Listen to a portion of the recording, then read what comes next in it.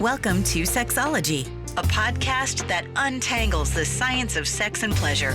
And now, with this week's episode, your host, clinical psychologist, Dr. Nazanin Moali. Hello and welcome back to episode 281 of Sexology Podcast. I'm your host, Dr. Nazanin Moali, and as always, I'm absolutely thrilled that you're tuning in to our show today. In this episode, I'm going to talk about sexual bucket lists. You guys know me and you know how much I love talking about novelty and bringing novelty and freshness into long-term relationship, because it's really easy to do the same thing that you've been doing over and over with your partner, and that will lead you to have dissatisfying, boring sexual experiences. It is my experience, personal experience and professional experience, that in order for you to be able to keep sexual spark alive, you need to add some element of adventure to your relationship. On that note, I recently contributed to this audio well-being app, which is specialized in female pleasure and sexual wellness.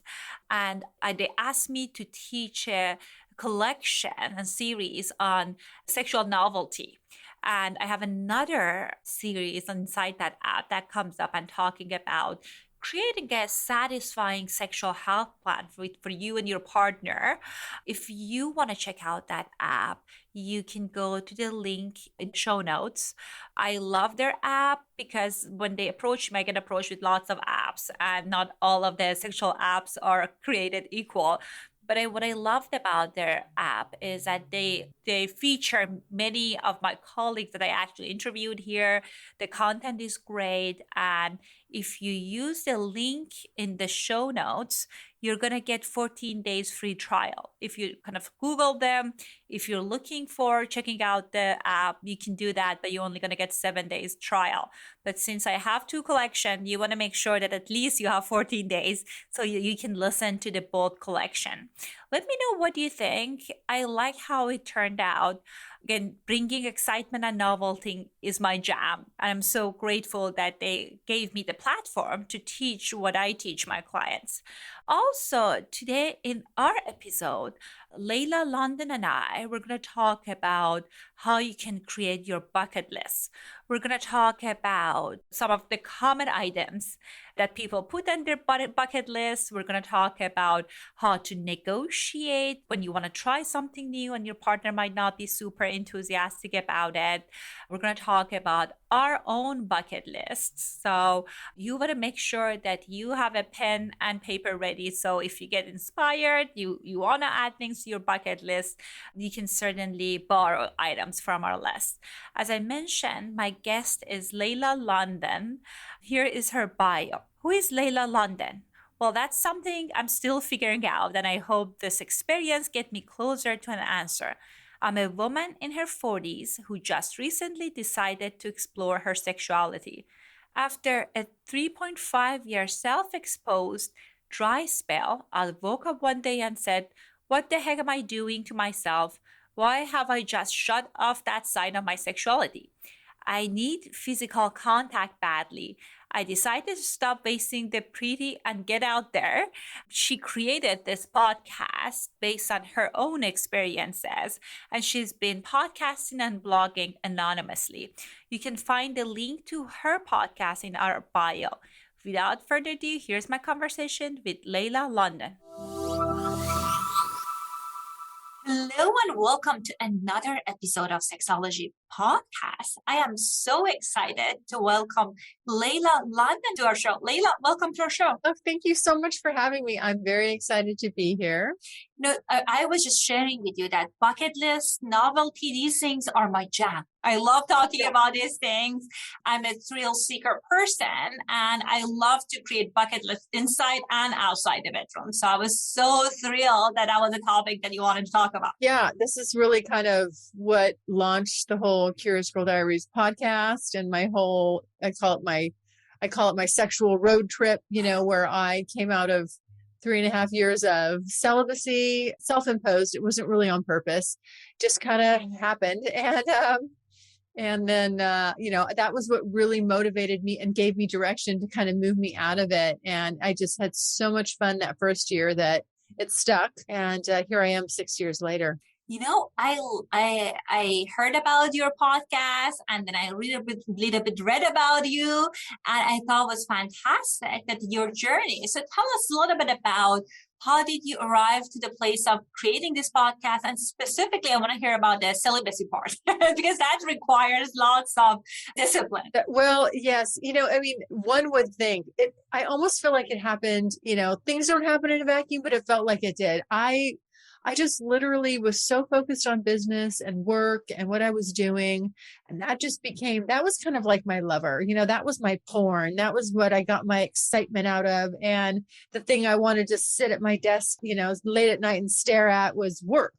And not very healthy, but I got a lot of, sense of self and was doing very well and just enjoyed it, and kind of got to the point where I just felt like if someone asked me out or they wanted to date me or they wanted to go do something, I was always saying no, because I just felt like that would take time away from work. Any kind of personal, emotional, guys in my life, they just kind of got the shit can there for a while. I wasn't interested. And so then finally one day I just literally almost woke up from a fog, and went, oh my gosh, what the heck am I doing? This is crazy. I'm wasting the pretty. Like, I need to get out there and make this happen. And so I just kind of attacked it the same way I would any business project, where I was like, I need a plan. I got to work my plan. I need my action steps. I need something to focus on to make this fun and exciting. And I just came up with this idea that I was going to give myself a year. I was going to put together a sex bucket list and give myself a year to explore all these things. And then, and I was going to document it through a podcast. And then once I was done, I was just going to kind of like close the door on that. That wasn't that fun, and go back to my vanilla life, I guess, as I knew it. Yeah. And obviously going back to the vanilla life didn't happen, because it forever has changed me, that first year experience. But here I am still doing a bucket list every year, like you would set goals for other areas in your life. I'm like, why are we overlooking our sex life?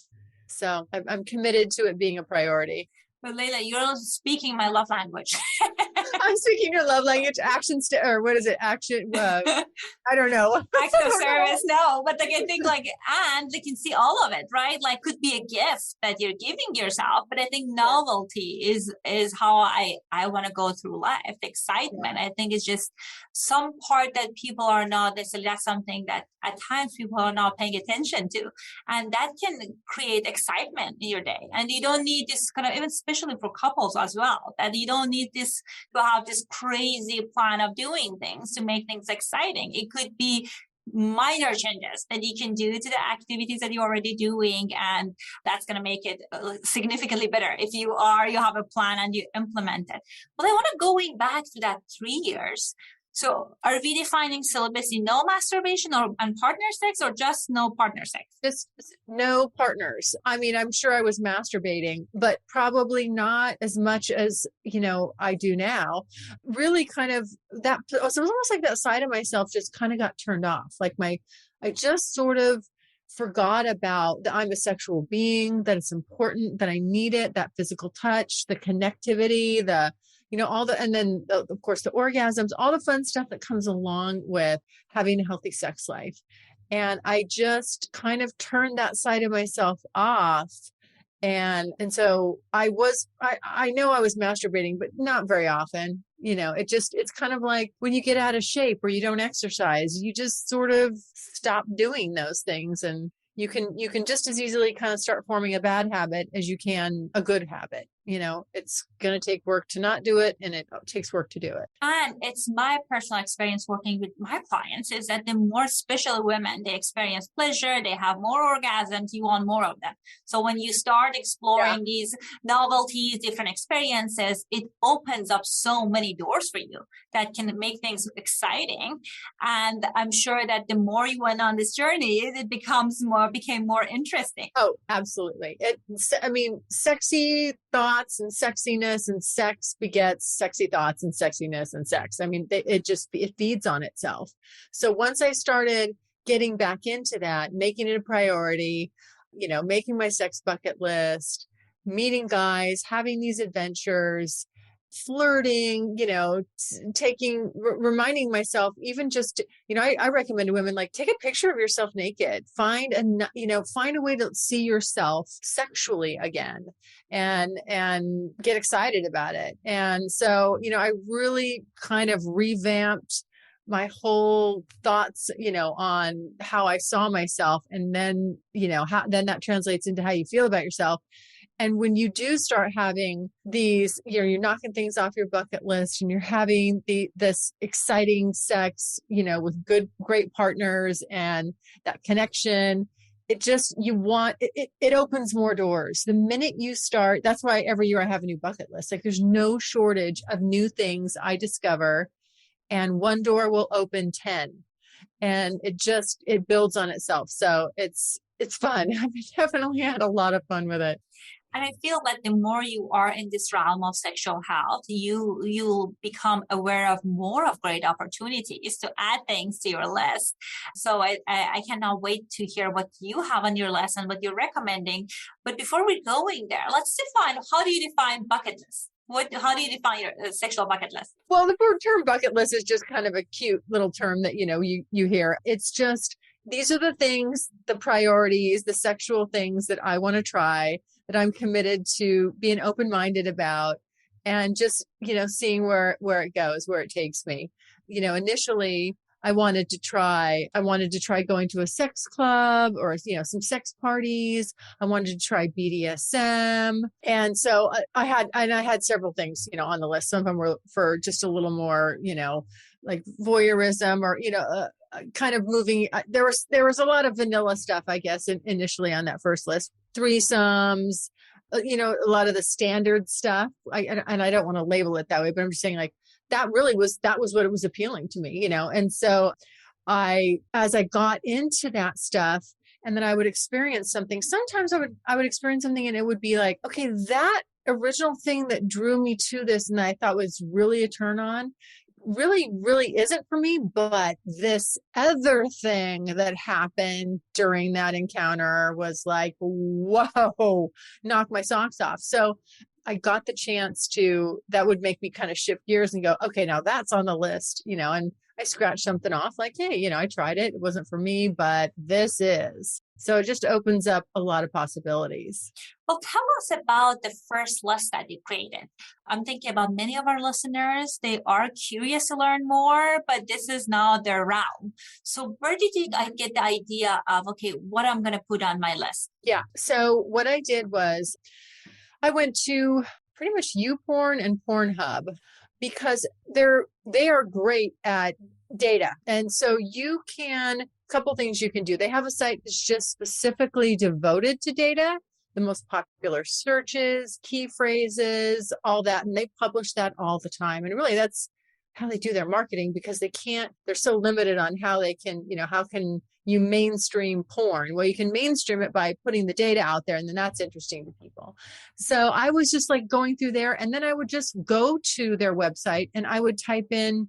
So I kind of had some keywords in mind. And when you start typing them in, below it, as you do, you'll see like it starts trying to match up different searches. So it'll give you like additional ideas. And then I just wrote down anything that I thought was interesting. I already knew some of the stuff that I found erotic and exciting, but then I would write it all down, and I just had kind of like a big long list.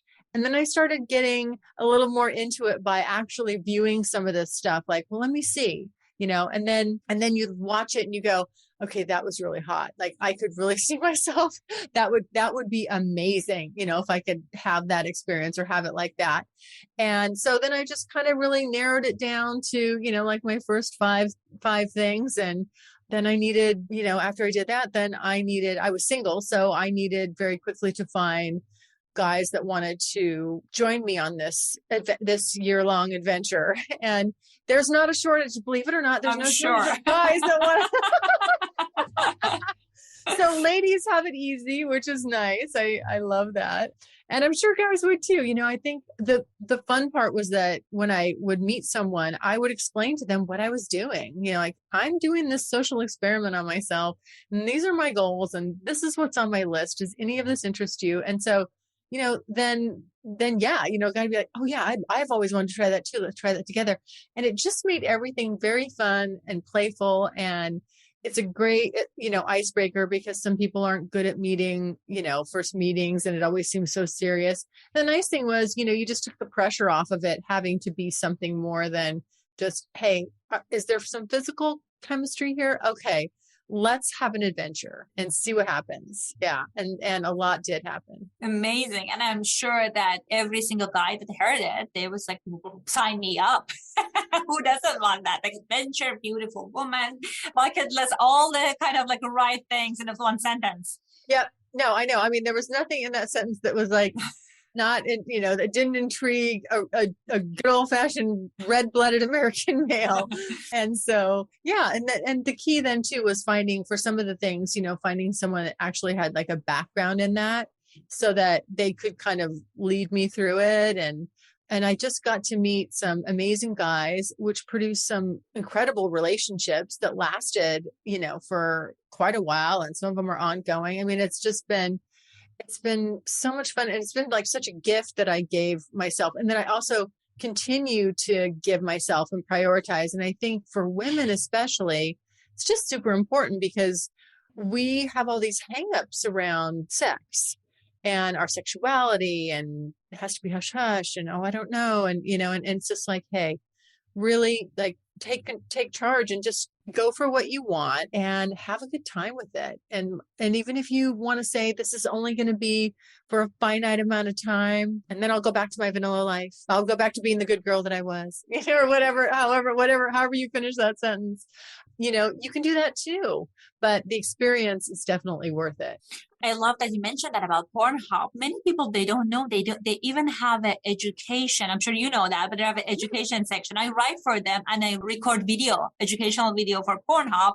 And I always think about, oh God, I hope that when people Google it, because I'm a licensed clinician, they know it's educational stuff, but the kind of amount of reach there is significant. And I think that's wonderful, because you are able to provide education to broad number of, like, lots of people. And I'm sure that that's at this point something that you are also doing through your podcast. Yes. Yeah. I mean, I know that sometimes there's a stigma around porn. I mean, right. And so, but I think if you understand how to use it in a way that's healthy and positive and fun, and it's also something that can be fun to do with your partner, to watch this stuff. It's also a way that people can help open their lines of communication about what they would like and what they think, if they're going to try to do a bucket list as a couple, to like watch some stuff and kind of get the creative juices flowing. And it's just a great way to say, oh, I like the way he touched her. Or what did you think about that? Or I've always wanted to do that.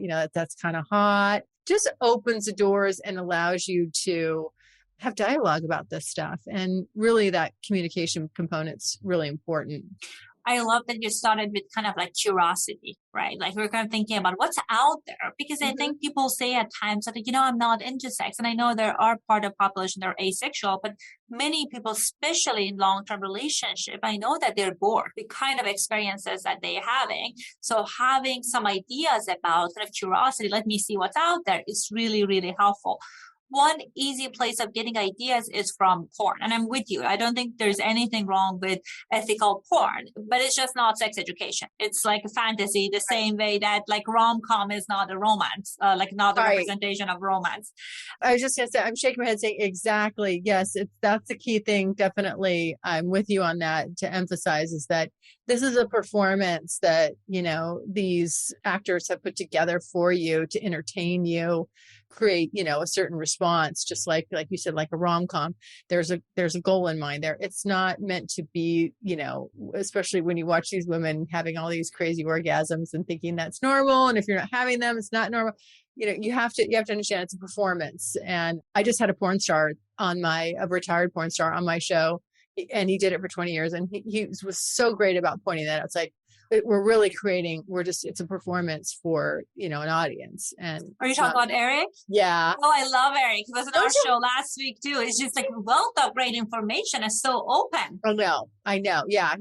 He's done, we've done 2 out of 3 recordings because I wanted to do like a series because there's just so much there to uncover with him. But yeah, I really love his take and what he brings and puts out there, because I feel like people need to know that, because I do feel like we're at this point where porn it's getting this bad name. And I know a lot of women are complaining, well, I think that the guys are watching too much porn and that's why they're bad in bed. Like, that's why they're not doing what I want them to do. And I would task women with saying, well, are you communicating with him? Does this person know what you want? And again, a bucket list is a real kind of non-threatening way, to have fun and make it playful and not have any, not really put pressure on somebody. But also it's very empowering as a woman when you're taking control of your sexuality and not just going, oh, I hope this guy knows what to do. He may not, but hopefully, you should, because you can show him.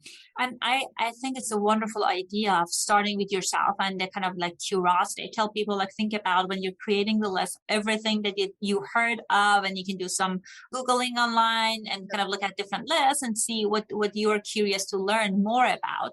Then I recommend people to take it for a ride for fantasy, like whether if they're into watching porn or they're listening to audio or like they're just using their imagination.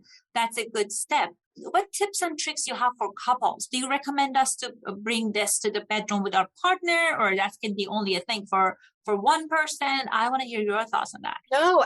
I mean, I have couples, people that listen to podcasts. I get feedback, people will tell me, oh, I loved your bucket list idea. We put one together and, we're get like these lovely letters that say, now I'm finally, thanks to your show, I'm having the sex life that I always wanted, and my partner's excited and I'm excited. When you come together with a common goal, and there's something about building something together, especially, when you're a couple, and it bonds you, and it's fun to sit there and do the work and the research. And like I said, it's a real non-threatening way that it can open the lines of communication and get you both on the same page about what you'd like to explore sexually. And it brings up, a lot of desires that usually the other partner really just didn't know that the other partner had. Then it gives that other partner the chance to validate it and go, oh my God, yes, like I would love to see you like that. That would be so hot. And it just really, really, I think, can bond people. And, if you already have that special person, absolutely. Yeah. It's a great thing to do. I agree with you. And I think that can be very powerful for the relationship. I shared this with our listeners before that I just turned 40, and for my 40th birthday, we summited Mount Kilimanjaro, my husband and I wasn't prepared as much. And I was like, oh, I thought like, okay, it's like I do physical activity. It's going to be okay. Yeah. And then we did the shortest route because I just didn't want to be staying on the tents a lot of nights. So it was like the elevation was going up super quickly. Right. Last day, I was like, I couldn't breathe. My oxygen level dropped to 62. It was like really, really tough. Yes. And my husband, who's a physician, he miscalculated the oxygen tank. So I was on the top without oxygen. It was a disaster. And I started hallucinating when we were going down. I was like, oh, honey, this is amazing. So he thought, okay, this is disaster. Yeah. So anyhow, long story short, I had this near death experience. And I was talking to my husband at the end of the day. Okay, so like if I was dying, if I was dead, what kind of things, honey, you would think about us? And we're talking about top 3, and 2 of them were things that we did from the bucket list. So that was just such a most important. We've been together for a long time and we have so many memories, but that can be such, as you said, bonding and special experience. Yes. And that's why I invite people to be curious about this, because it can enrich your relationship. I think sexual health is so important. I feel I'm in a soapbox. Oh, I know. I'm on that soapbox with you. I'm shouting it, like, this needs to be talked about. You need to prioritize this. It matters. And I'm with you on that. It breaks my heart a little bit that, it's so overlooked. Mm-hmm. The goal of my podcast is just really to talk about it, bring awareness, and, the best I can. I don't have a clinical background like yourself, but, I'm out there putting myself out there and then just sharing, what I've gone through and realized and all that stuff. And, I hope it's beneficial, because I really feel like it's such an important component of who we are as human beings. And it just doesn't get its due. It doesn't get its justice. So I'm here to hopefully change that. I love that. And people say, sex is only sex. And, it's good if you have a good sex in relationship, but they don't think it's as important. But I think it can add a lot to the overall value and kind of experience that you're having with your partner. So I invite people, and the bucket list, it depends on your level of how adventurous you are. It could be even as small as like trying, and again, I don't want to say it in a demeaning way, but a different version of the position you're already having sex on. So it's a different way of kind of exploring different parts of yourself and perhaps your partner. Well, tell us like some of the things that you did. The idea was hot, Layla, but when you tried it, it wasn't as great. Yeah. So I really wanted to, when I first started, I thought, oh, sex parties, that just sounds, I'm thinking Eyes Wide Shut, like I had a lot of this stuff again is, I had my own misconceptions, as I was just referencing porn, like, hey, people, that's not realistic. Well, I didn't know it wasn't realistic until somebody told me it wasn't realistic. I mean, I kind of figured that, but same thing with, I had these preconceived ideas about some of the bucket list items, and what was making this hot and sexy to me was an illusion, it was a performance. And so when I had these ideas, and I'd go, it was good because it got me there. And because I was there, other things could happen that really were tangible and that were sexy and hot. But I went to a sex party, my first one, and I was with this great guy, and we got, it was like masquerade. So like I said, I'm thinking Eyes Wide Shut, and I'm thinking, I'm thinking we're going to be going to this beautiful mansion, and everybody's going to be beautiful and gorgeous. It's going to be like the movies, and, movie stars and beautiful people everywhere. We roll up to it, the place that we're at, and I'm like, where are we? We're in the suburbs. We're in the suburbs.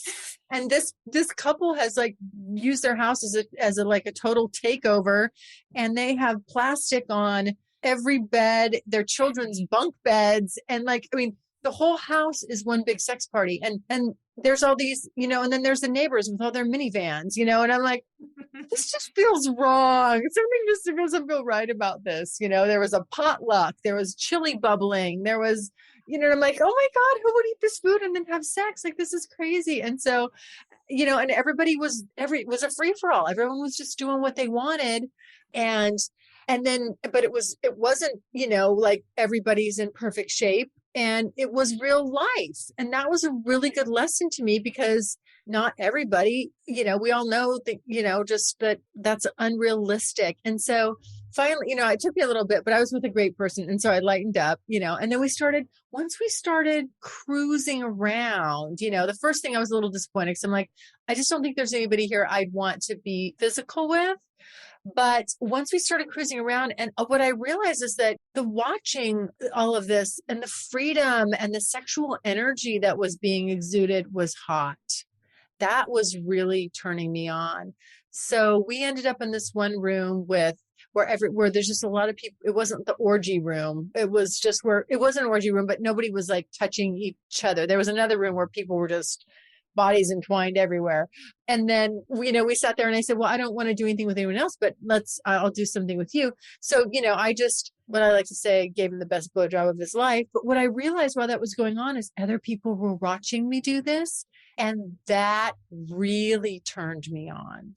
So I went there for one thing and discovered something else completely different. I never thought in a million years that would be exciting and thrilling to me. Like, I always thought, oh no, people would ask me, well, are you into voyeurism, or do you want people to watch you? I'm like, no, watch me. Why? Ooh, like, why would they want to watch me? And I just realized it was something I really enjoyed. And so that opened up more possibilities that I was able to explore with that guy. And, we continued on with a lot of stuff, but yeah, that was one example where I was like, oh, this was not what I originally thought I was here for.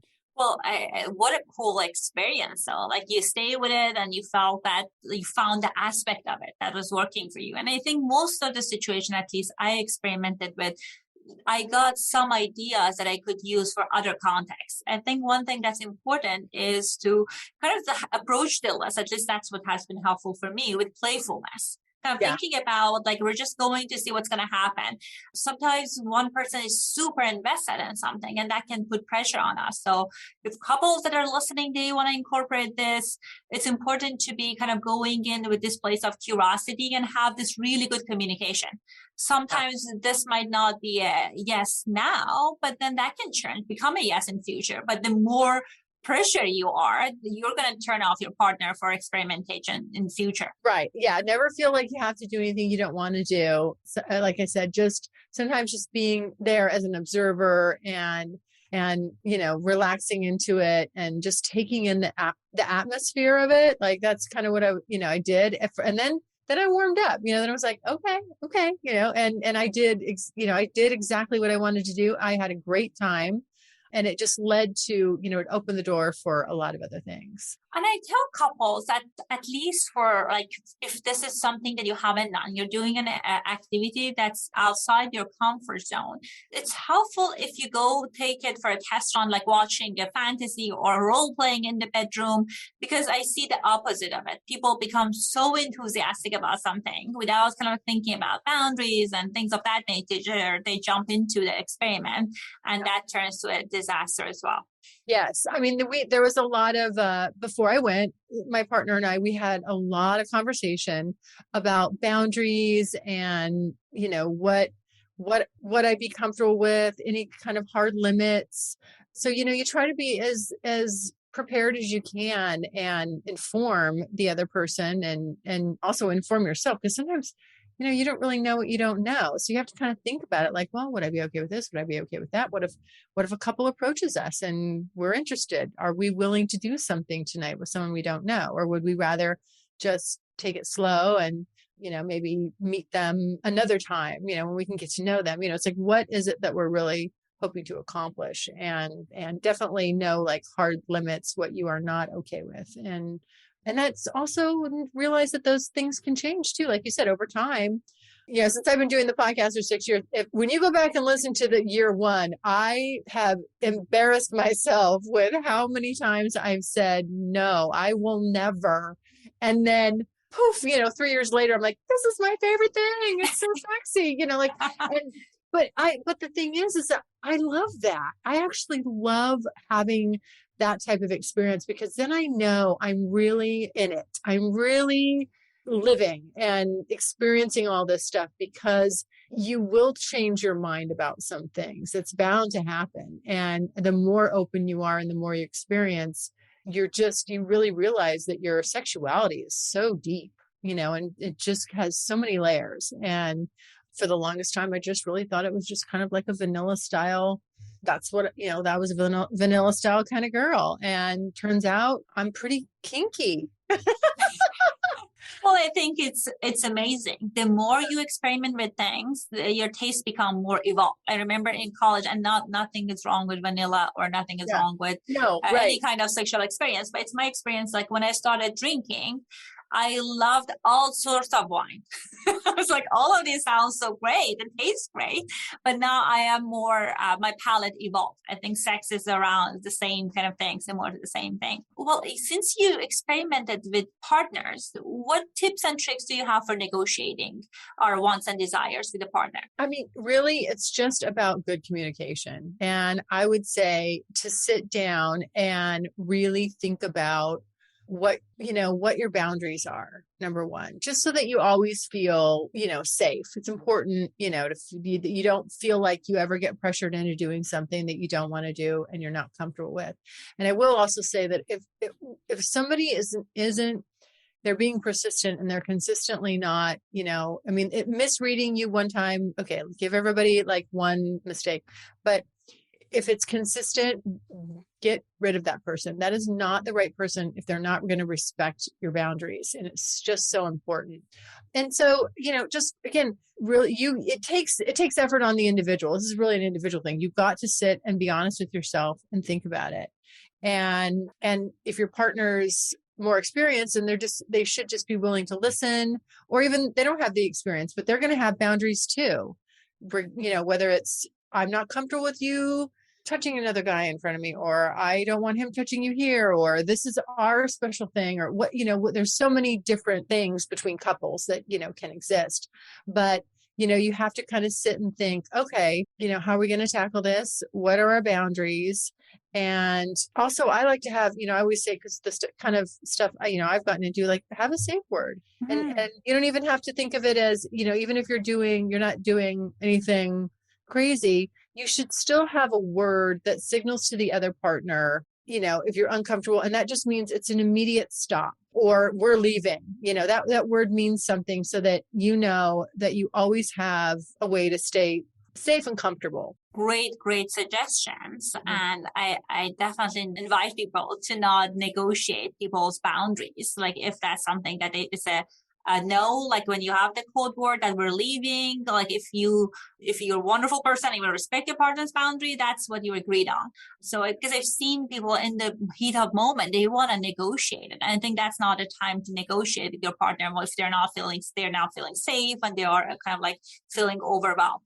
That definitely will lead to distrust. Mm-hmm. Yeah, definitely will lead to distrust, especially with women. Mm-hmm.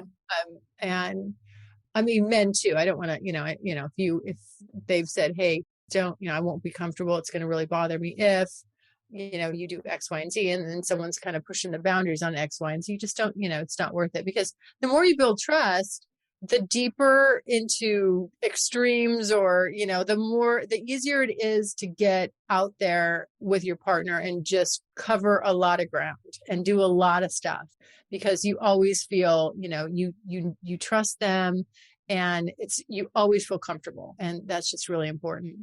Well, tell us, it seems like you get a lot of questions from your listeners. So what are some of the uncommon things that you heard throughout the years that are on people's bucket list? Probably recently, because there's so many kinks. There's so many kinks, more than I can reasonably keep up with. But somebody hit me with one the other day, and I was just like, okay. I just had to say, I really am out of my scope here. Like, I just don't know how to even help you with this. They enjoy raspberries, giving each other, and belly buttons. Like, that's a big turn on for them. And I'm like, I mean, it's great and it's cute, and I'm like, whatever turns you on, again, whatever goes on between two consenting adults is A-okay with me. But and this guy's been really persistent. He keeps emailing back, and I'm like, sweetheart, I just don't know what to tell you. This is not in my wheelhouse. I would go to, again, go to one of these sites, a fetish site, and put it in. You can find groups. I have no doubt that you can find a group, that this is what they're into. And then you'll find some leaders among that group. So that's another thing is, for whatever you're into, there are groups out there that get together online or meet sometimes, they have conferences. I mean, there's just so many ways to get connected with people that support your real specific, and in this case, I'll say kink, I mean, that was a kink, and there's nothing wrong with it, and you should be, supported by people that know all about that, because I just don't. Yeah, our human experience of sexual expression, sexuality is just so vast. So, yes. And I think having, like, in this day and age, internet and all these specialty sites is an asset. Because before, we used to see more of people with kinky side in therapy because they didn't have communities. But now there are communities and they feel supported, which is a beautiful thing. So tell us what's on your bucket list this year. Yeah. So this year this is embarrassing, I'm still trying to conquer the dreaded threesome. And I say dreaded only because it's evaded me, and I have done some crazy kinky stuff, like so much more than most people could even probably think about in a lifetime. And I've jam-packed it into these 6 years. But the one thing that keeps eluding me is a threesome of any kind of, a female, female, male or male, female, male. And I start to nitpick every time like the opportunity comes up. I'm like, there's something not right with this person. And anyway, but I'm determined, and I have some good partners that I think would be great and I'd be comfortable with in that scenario. The other thing is I would really love to explore being in a throuple. I just think that something about that's very appealing to me. I've done different kinds of things where, I've had friends with benefits relationships, and then, very in love relationships, but they've always been open and things like that. So I'm good with that kind of a dynamic, having, just, you can have a primary partner, but it's open.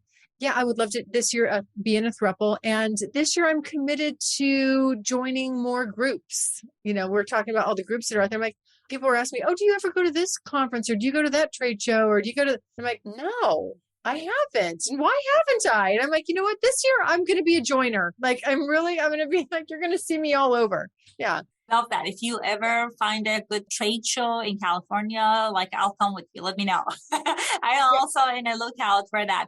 I go to kind of sex therapist conventions. Those are really, really fun. But I'm kind of curious what's out there for trade shows. Yeah, I know. Are you in California? Yeah. Okay. I'm in Florida. I was in California. Yeah, I moved to Florida just this past summer, but I'm pretty much California girl my whole life. Other than now, yeah, I know. I'm looking for those two. Some of my listeners will send stuff in, and they'll say, "Oh, there's one. This is a good one, or that one." And then sometimes some of the other guests I have on my show, have good recommendations. But yeah, I really want to go. I just want to see what's out there. Just expand. Again, I'm curious. Stay curious. That's why I'm the curious girl. You got to keep that open mind and always want to be learning and finding new ways to spice things up. Love that. And the spirit of being transparent also, I'll share with you what's on my bucket list. I don't think how can I get there? One of the colleagues, which is a very well-known sex coach, she teaches touchless orgasm, reaching orgasm only through breathing. That sounds so appealing. And I talked to her. I was like, she was running groups on the Clubhouse. I was part of those groups, but that's something I haven't experienced yet. So that's on my bucket list. I have had that happen to me. Ooh, do tell. But I didn't know. I was it was just with this one partner who I had a very deep connection with. And I had a lot of just first time, amazing, crazy experiences with him. And that happened. And I talked about it in a podcast. So I was like, you saw that, you saw what was happening, like what was happening in my body. Cause I was looking at him like, I just didn't even know what was going on, like what is happening? Cause he's not, it was just basically, he was giving me this really, really long erotic massage and was kind of going very close to my genitals, but not touching. And it was just this buildup. And I was breathing, and then all of a sudden, like, stuff started to happen. I didn't know if I was having a seizure. I mean, I wasn't convulsing, but I was like, what was that? I kept asking, what was that? And I was having this really long orgasm. Great. So it's achievable. I just wish I knew how I did it. I want to do it again. No, it happened by accident. I sort of stumbled on it. I mean, we were intentionally, he was intentionally teasing me and building me up and building me up and building. Oh, it was, the breathing, the breathing was a key part of it. And I'd never, I guess, breathed like that before, when it was some other kind of breathing that I'd never really done.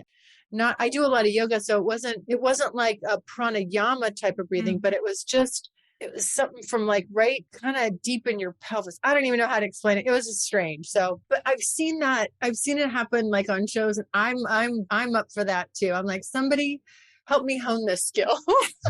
I'll let you know. Like if it works out, I'll share the resource with you and all the details. Well, I bet that now our listeners are intrigued. They want to know about your show, the services you have. I know that on your website you have different services. So tell us, where can people find you? Yes. Well, they can go to I keep it really simple because you know how all of our social media is like, they're not unified. It's like @ this and @ blah, blah, blah _ so I keep it really simple. Just go to my website, thecuriousgirldiaries.com. From there, you can find everything, all my resources. You can leave me a voicemail. I love to get voicemails from people. I respond to everybody personally. You just click on the pink tab on the right-hand side. You can leave me up to a 5-minute message. I will get back to you. It's a great way that we can just get to know each other back and forth. And all the links to all my socials are there. So that's really, and then of course, all my podcasts. My podcast is the Curious Girl Diaries, and you can find that under any major syndicator of podcasts. Just type in Curious Girl Diaries. It'll come right up. But yeah, just go to the website because it's all right there. Beautiful. The link will be in the show notes. Thank you so much, Layla, for coming on the show. I started listening to your podcast and it's full of great, interesting content. So very colorful. I'm very colorful. Well, I thought it was wonderful. So you have a great content, and I invite my listeners to check it out. And thank you so much for coming on the show. Thank you so much for having me.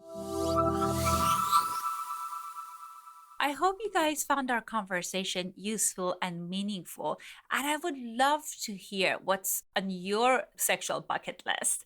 If you're in social media, please write us, let us know. My handle is at Sexology Podcast. I also curated this list of more than 100 ways that you can spice up your relationship tonight. These are the items that throughout the years I wrote down based on the experiences, my personal experiences, and also my clients' experiences. So it's like a menu that has mild, medium, and hot. So depending on how much adventure you want, you can get ideas from this list. Feel free to download the checklist. Feel free to let us know how is your sexual bucket list coming along. I cannot wait to talk to you soon. Next week, same time, same place. Bye for now. Thanks for listening to Sexology Podcast. For more great content, visit www.sexologypodcast.com. Please be advised that information presented on this podcast is not a substitute for seeking help from a licensed mental health provider.